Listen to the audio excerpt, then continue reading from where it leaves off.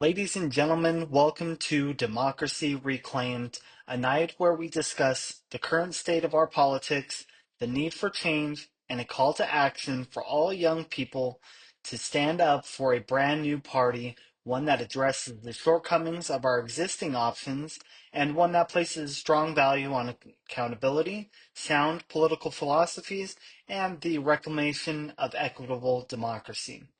Our new party, the Open Democracy Party, seeks to fuse both elements from right and left wing parties, primarily the Republican and Democratic parties. But for those who felt that these party ideals have become too extreme and have transitioned into something that is a perversion of American democracy. Throughout today's presentation, we'll highlight some startling statistics. We'll also explore how we can most effectively translate our vision into a competitive political party and how we can readdress those shortcomings that we experience today. Our first problem that we have to look at is the decline of democracy in America. So, as we can see, a Pew Research study in 2022 found that only 16% of Americans trust the current government to do what is right for the citizens themselves. Now, this takes into factors that both Republicans and Democrats are motivated by self interest rather than the interests of its citizens. Another 2023 Pew study found that nearly 30% of voting adults felt neither party represents their views accurately, which means that there is a large number of adults who are of voting age who do not feel either political party aligns with their beliefs or their desires or how they see the American people should be progressing. A Gallup poll in 2022 found that 63% of Americans were unhappy with the candidates' options for the most recent election. That would be the 2020 and 2024 elections, where numerous Americans voiced their dissatisfaction with the political candidate options that we had for election. Furthermore, a Gallup poll found that 58% of voters want to amend the Constitution to allow for direct democracy versus having the traditional electoral college elections. That means that American voters are thirsty for change. So, what does this look like for the rest of us? How do we move forward, and how do we make sure that our new ODP party is a viable party? First, we have to look at some of the problems that we're facing and some of the ways that we can solve those problems effectively so that we can transition American politics back into the true democracy it's supposed to be. First, we're going to highlight the problem, such as the dichotomies of policy. It's no secret that American politics are sharply divided between Democrats and Republicans, liberal and conservatives.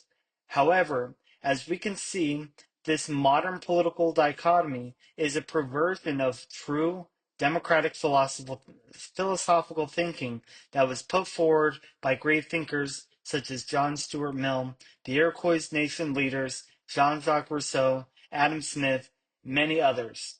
These are the same founding fathers that contributed to the Constitution and the Declaration of Independence. And in fact, when we take a look at Jean-Jacques Rousseau, he advocated for a government as a necessity, but one that should do best by its citizens. And as we pointed out in our previous slide, most Americans don't feel that our current political candidates are living up to that philosophy. Furthermore, the Iroquois Nation demonstrated the most comprehensive version of democracy within their political ideologies. Their ideology suggests that everybody in the country or everybody in the Iroquois Nation had equal representation for all decisions that the senior council made. This is how our politics should work as well, where we now have the technology to vote directly for the candidates that we feel most important to our values, which, as we pointed out in our previous slide, is exactly what many Americans, 58% of us, want to do with the Electoral College. We want to move ourselves to what the Iroquois Nation was doing before we took over their politics. Furthermore, there is a significant crisis of trust. So this is a persuasive philosophy that shows that there is always a issue that is violating our trust of some institution, whether this is the politics, whether it's media, whether it's from our schools, from our churches, from wherever. That fake news and political candidates that suppress and control media, such as Elon Musk, have shown that we are contributing to this crisis of trust issue. We're allowing our politics to become opinionated one way or another and demonstrated as a crisis in one fashion or another. Larson and Scudder outlines this in their Persuasion and Influence text, which has allowed us to develop communication and persuasive frameworks that will help us reclaim American voters. Americans also have short-term memory loss. In 2016, many voters had swore up and down they were not going to vote for Donald Trump. Then in 2020, when he was voted out of office, we thought we had seen the last of him. However, in 2024, once again, we had a repeat of the 2016 election, and virtually every American was okay with the fact that we saw a repeat play out of the same election again. That short-term memory loss just is not effective for future political parties to be successful. One of the contributing factors to the Democrats' loss in the 2024 election was that they did not have a unified enemy to strike their ideologies against. For instance, the Republican Party had several platforms that they used and stuck with several times throughout their campaign that allowed them to integrate their message. That repeatability and that recency bias allows them to construct their message in such a way that it allowed them to be successful in that campaign. Furthermore, the Republicans used a very effective tactic, us versus them. That us versus them tactic put it in the minds of voters that if they did not vote for their party, they were actively voting against those who were trying to make America great again. It's not that the Democrats didn't have a solid party campaign to work with. They had a disjointed and they had no common enemy to call against when they were attempting to obtain presidency in 2024. Again, we take a look at some of the failings of the Democratic Party and who they were trying to appeal to. The problem with both political parties is that they try to appeal to every single person in the country, where that is not an effective method of how we should be campaigning and how we should be selecting our leaders. First and foremost, only 54% of Americans are literate at the sixth grade level. That means that most Americans are illiterate to the point they will not understand the laws that are written down. In fact, the Constitution is written at an eighth or ninth grade level, depending on who you ask. And most laws, according to the University of Texas, are written at a college sophomore level or higher, which means the logos is going to be completely ineffective for most of these voters.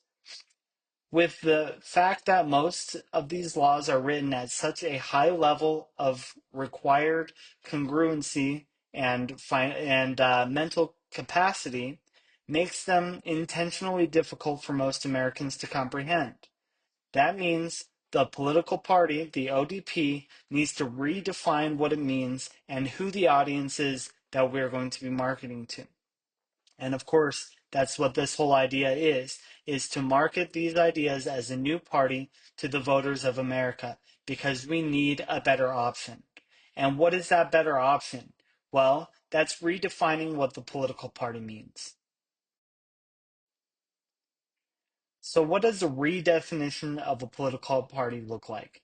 Well, we can take several examples from persuasive writings and frameworks to help develop what a new political party should be and how we can attract the most number of voters in the shortest amount of time. First and foremost, we must go back to Aristotle and look at his logos, ethos, and pathos. We've already determined that logos is not going to be an effective method for marketing the new political party to the voters of America. Instead, we need to create a collective narrative, a narrative paradigm that transcends the party itself. While many of the tasks we're looking to accomplish are admirable in many ways, many of them fall short because they're not unified in their branding and their message and their storytelling. To do this, we're going to redefine our messaging using the binder model. So our binder model, or the Yale model, will help us identify the core principles and target audience. From that target audience, we will gain legitimacy by winning local and small elections to obtain representation.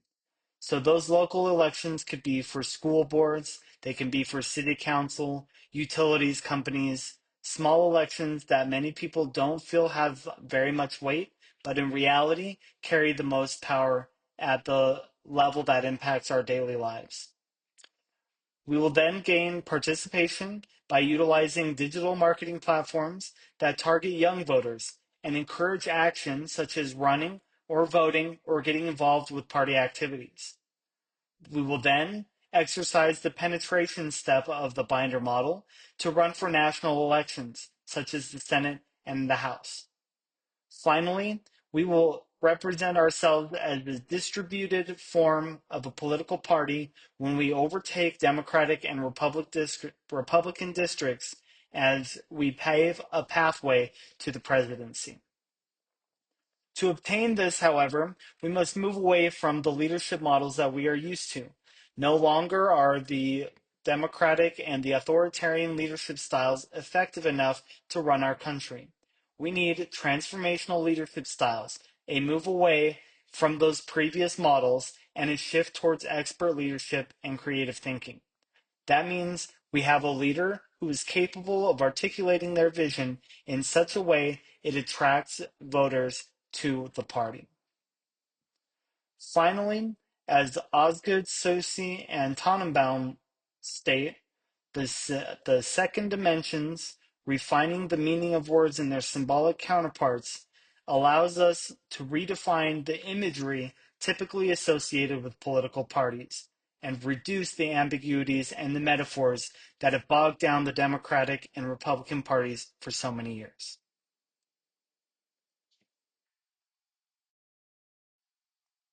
So how do we know what that looks like? We're going to take a look at some visual elements now to help us drive home the message and how we can become involved in the new ODP political party. First, and perhaps most importantly, is the visual elements, symbolism, and the narrative paradigms behind those imageries. We're going to make a stark movement away from the traditional red versus blue politics by introducing new color schemes such as emerald and gold and white. These colors will represent a move forward and a stark break from the traditional politics associated with our failing political parties. Furthermore, we're going to remove animals to distinguish ourselves further away from these parties and symbolize a return to democracy by utilizing the torch of liberty.